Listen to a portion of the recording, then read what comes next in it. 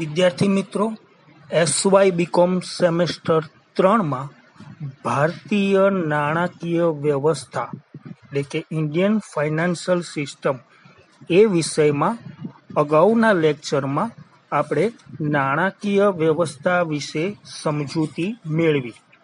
હવે આપણે આગળ કેટલીક નિયંત્રક સંસ્થાઓ છે એના વિશે માહિતી મેળવીએ, જેમ કે reserve bank of India, SEBI અને ઇરડા. આ જે સંસ્થાઓ છે એ નિયંત્રક સંસ્થાઓ કહેવામાં આવે છે. સૌ પ્રથમ આપણે રિઝર્વ બેંક ઓફ ઇન્ડિયાની સમજૂતી મેળવીએ. વિશ્વના દરેક દેશમાં મધ્યસ્થ બેંક કે કેન્દ્રીય બેંકનું અસ્તિત્વ રહેલું છે. મધ્યસ્થ બેંક દેશના નાણાંના કુલ પુરવઠા પર અંકુશ રાખવાનું કામ કરે છે. ભારતમાં આવી મધ્યસ્થ bank A reserve bank of India તરીકે ઓળખાય છે. રિઝર્વ બેંક દેશમાં સ્થિરતા જાળવવા, અર્થતંત્રમાં નાણાંની માંગ પ્રમાણે નાણાંનો પુરવઠો જાળવવા માટે જરૂરી છે. જો નાણાંની માંગ કરતાં નાણાંનો પુરવઠો વધુ પ્રમાણમાં બહાર પાડવામાં આવે તો ફુગાવાનું અને એનાથી ઉલટું જો ઓછા પ્રમાણમાં બહાર પાડવામાં આવે તો મંદીનું ભયસ્થાન રહેલું છે. આ નાણાંની માંગ અને પુરવઠા વચ્ચે સમતુલા જાળવવાની જવાબદારી રિઝર્વ બેંકે કરવાની હોય છે. આ ઉપરાંત દેશના ચલણના બાહ્ય મૂલ્યની સ્થિરતા જાળવવાની કામગીરી પણ રિઝર્વ બેંકે કરવાની હોય છે. નાણાંનો પુરવઠો બે પ્રકારનો બનેલો છે. એક કાયદેસરનું નાણું અને બીજું બેંક નાણું. ભારતમાં રિઝર્વ બેંક તેના નાણાકીય સાધનો દ્વારા તથા કાર્યો દ્વારા સ્થિરતા અને વિકાસની જવાબદારી નિભાવે છે.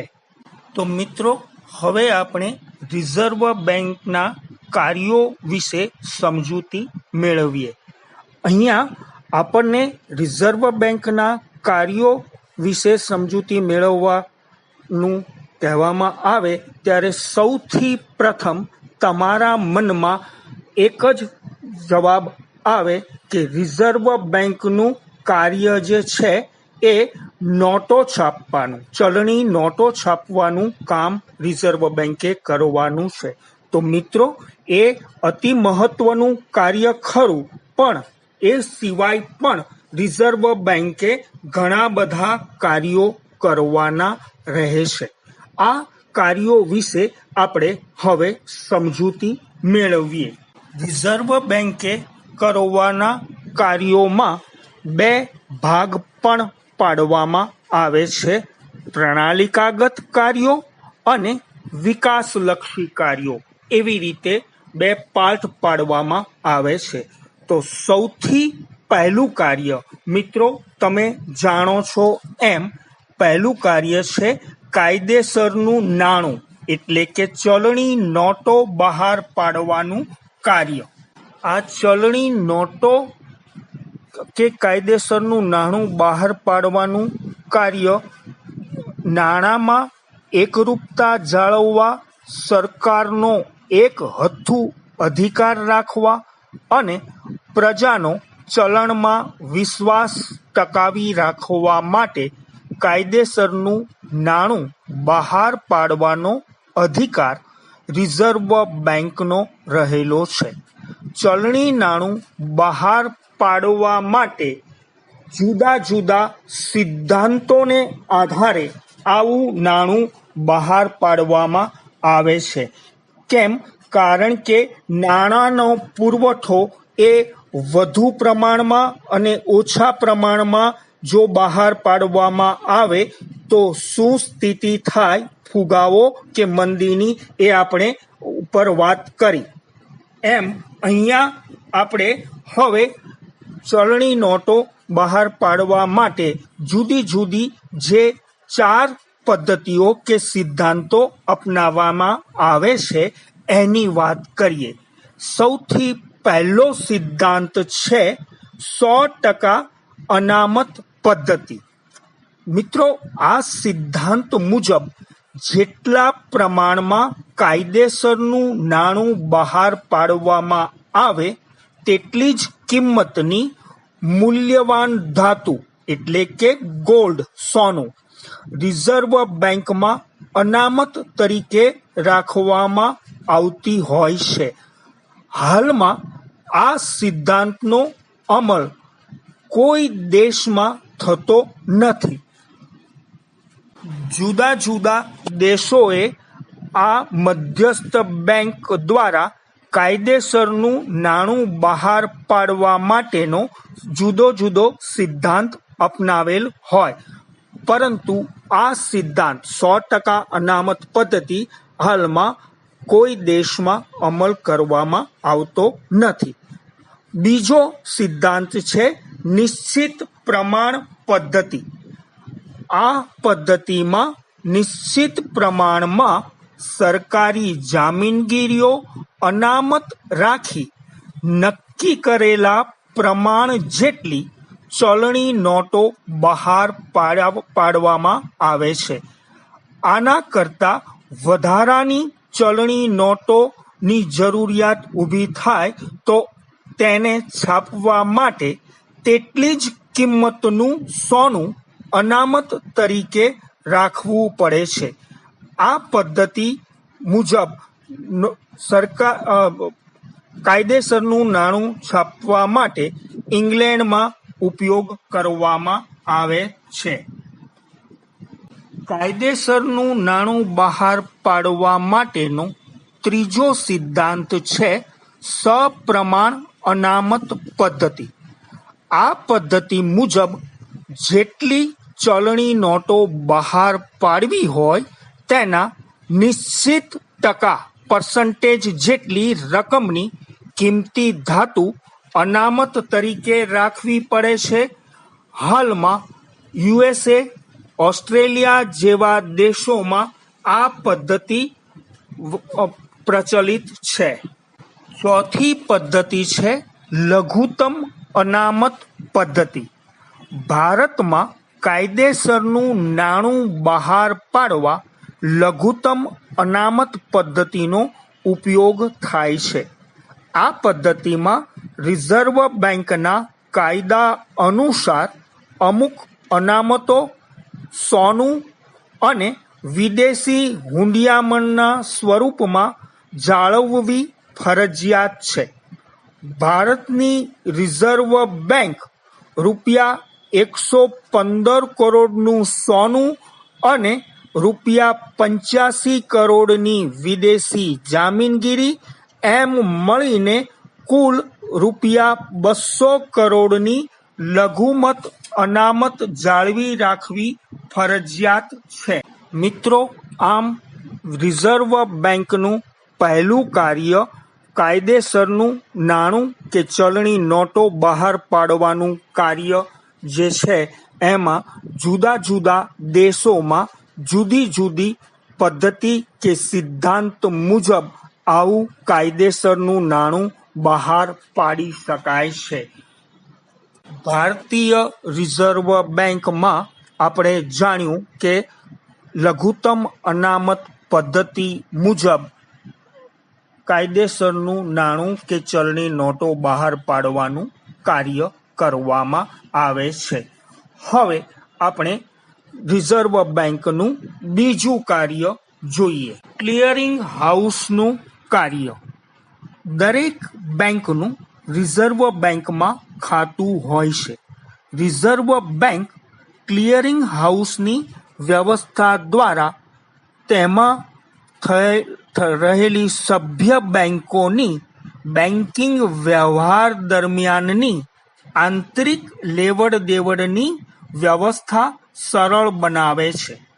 બેન્કિંગ વ્યવસ્થામાં જુદી જુદી બેંકોના ચેકો અરસપરસ જમા થતા હોય છે. તેમણે અઠવાડિક લેવડ દેવડ પત્રક મોકલવા પડે છે. બેંકોની અંદરોઅંદરની લેવડ દેવડની પતાવટ નાણાંની હેરફેર કર્યા વગર ક્લિયરિંગ હાઉસ દ્વારા રિઝર્વ બેંક કરી આપે છે. આવી વ્યવસ્થા હોવાથી બેંકોનો આંતરિક લેવડ દેવડનો સમય અને ખર્ચનો બચાવ થાય છે. આમ રિઝર્વ બેંકનું એક કાર્ય ક્લિયરિંગ હાઉસનું પણ કહેવાય છે.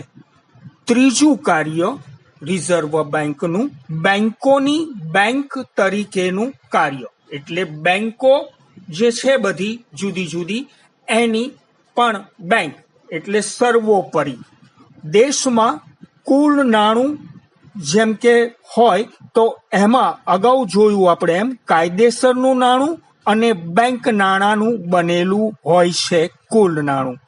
બેન્કિંગના વિકાસ સાથે કુલ નાણાંમાં બેંક નાણાંનું પ્રમાણ નોંધપાત્ર રીતે વધી ગયું છે. આવા સંજોગોમાં ભારતમાં રિઝર્વ બેંકે બેન્કિંગમાં લોકોનો વિશ્વાસ ટકી રહે તે જોવાની મહત્વની કામગીરી પણ બજાવવાની હોય છે. ભારતમાં રિઝર્વ બેંક બેંકોની બેંક તરીકેની મહત્વની કામગીરી બજાવે છે. વર્તમાન બેન્કિંગ કાયદાઓ પ્રમાણે કુલ થાપણોના ઓછામાં ઓછા 3% રિઝર્વ બેંકમાં રોકડ સ્વરૂપમાં રાખવાનું ફરજિયાત બનાવાયું છે, જેને રોકડ અનામતનું પ્રમાણ પણ કહેવામાં આવે છે. ભારતમાં રિઝર્વ બેંક વેપારી બેંકોને આવું રોકડ અનામતનું પ્રમાણ 3% થી 15% વચ્ચે મુકાવી શકે છે.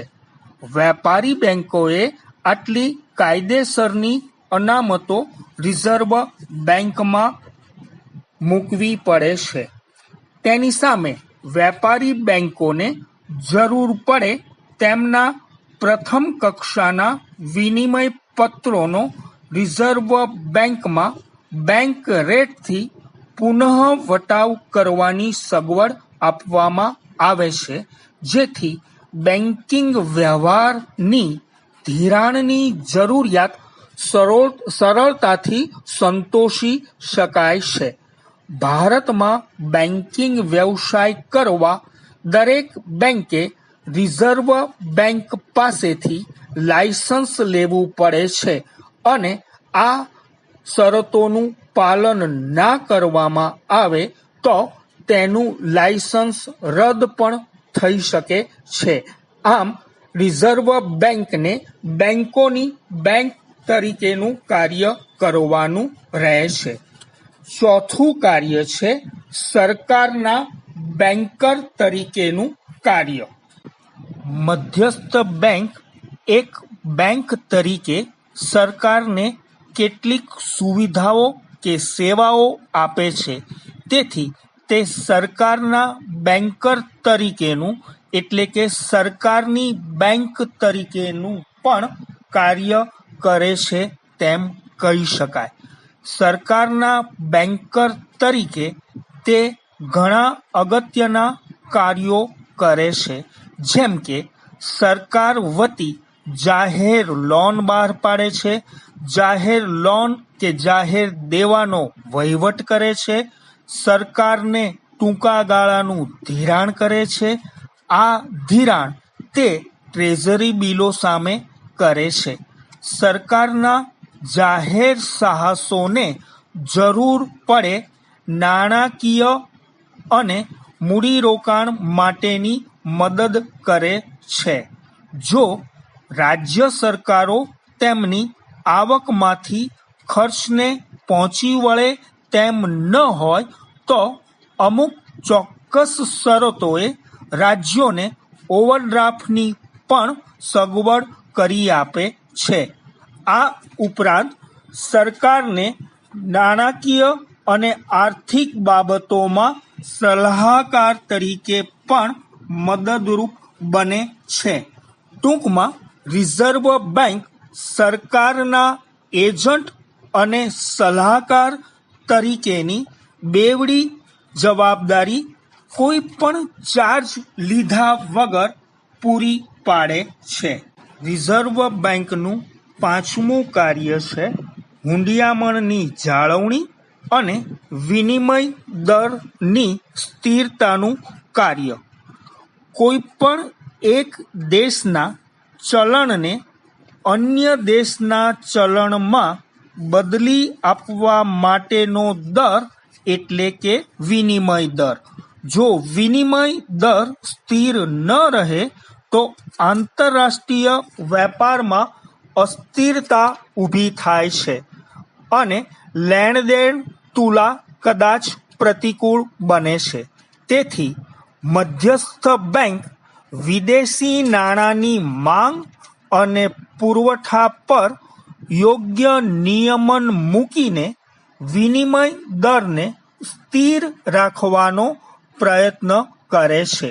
વિનિમય દર સ્થિરતાની સાથે મધ્યસ્થ બેંક કે સરકાર પાસે વિદેશી વેપારમાંથી જે વિદેશી હુંડિયામણ એકઠું થાય તે જાળવી રાખવાનું પણ કાર્ય કરે છે. વિદેશી હુંડિયામણની કરકસર કરવા માટે મધ્યસ્થ બેંક બિનજરૂરી આયાતો પર નિયંત્રણ મૂકે છે અને નિકાસ વૃદ્ધિના પગલાં લેવા માટે સરકારને જરૂરી માર્ગદર્શન આપે છે. વિદ્યાર્થી મિત્રો, રિઝર્વ બેંકના કાર્યોને અગાઉ મેં કહ્યું એમ બે પાર્ટમાં વહેંચવામાં પણ આવે છે.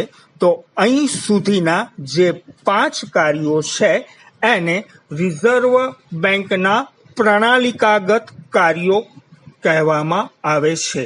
હજુ આ સિવાય પણ રિઝર્વ બેંકે જે કાર્યો કરવાના છે એની આપણે વાત કરીએ, પણ એ વિકાસલક્ષી કાર્યો એમ કરીને એને બીજા ભાગમાં પણ વહેંચવામાં આવે છે. તો હવે ખેત ધિરાણનું કાર્ય એના વિશે સમજૂતી મેળવીએ. ભારત એક ખેતી પ્રધાન દેશ છે. તેથી ખેત ક્રાંતિ લાવવા માટે ખેડૂતોના ધિરાણની જરૂરિયાતો સંતોષવા માટેની નાણાકીય જવાબદારી રિઝર્વ બેંકે ઉઠાવેલી છે. રિઝર્વ બેંક પ્રત્યક્ષ રીતે ખેત ધિરાણ કરવાને બદલે રાજ્યની સહકારી બેંકો દ્વારા પરોક્ષ રીતે ધિરાણ પૂરું પાડે છે.